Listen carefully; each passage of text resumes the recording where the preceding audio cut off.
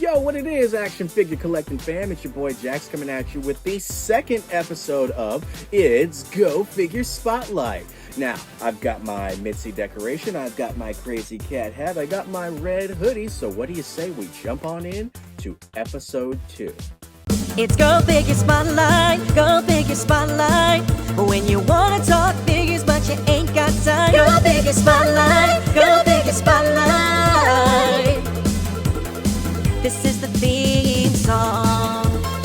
This is the theme song. This is the theme song. This is the theme song. This is the theme song.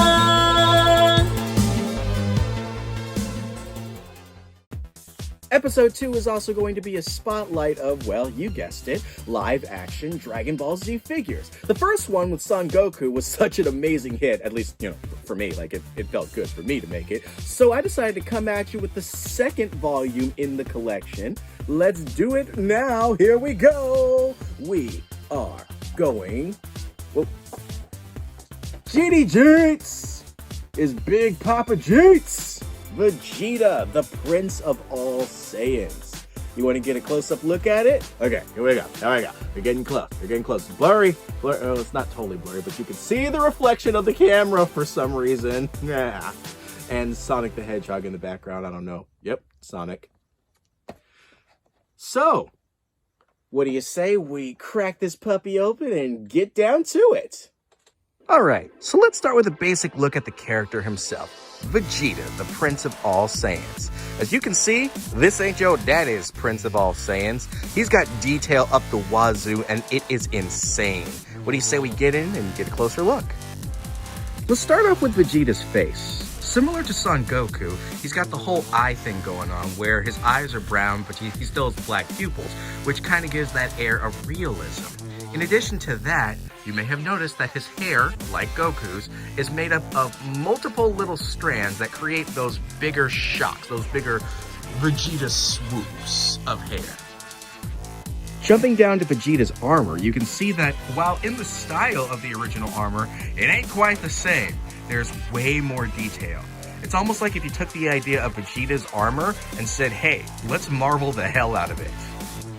Vegeta's jumpsuit seems to follow the same pattern as well. All the tiny little intricate details in his arms and in his legs. It really gives the air that he's not just wearing some spandex or something like this. This feels like a suit that, I don't know, maybe Thor might have wore. So, yeah, it really gives this awesome air of realism to it. Same thing with his boots. They're not just a solid white. They're kind of dirty, like they've seen some action here. So I'm really digging that. I'm really feeling the way that this Vegeta is looking. Let's take a gander at the back of Vegeta. So, same deal. The armor is very similar to what you would see in the show, but it has this very elevated look to it. More lines, more details, and the same thing with the rest of his suit, as you can see.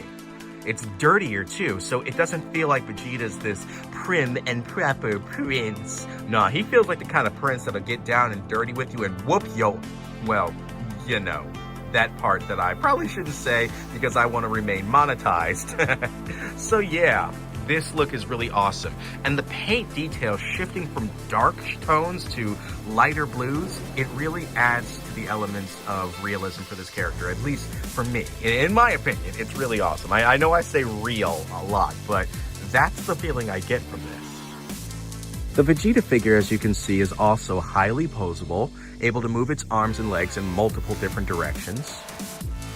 It's time for Dynamic Pose Vegeta with his dynamic posing.